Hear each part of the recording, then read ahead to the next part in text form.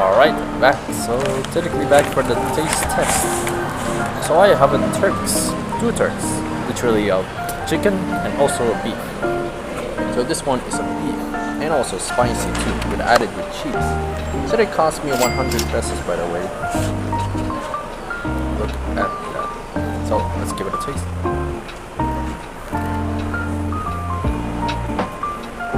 Oh, it's so good. The taste of the beef is really good. I'm going to give this a 7.5 out of 10.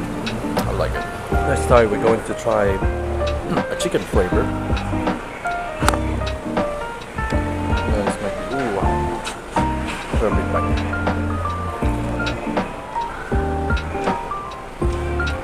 Okay, the chicken might be not that much for the taste. So I'm going to give this 6 out of 10.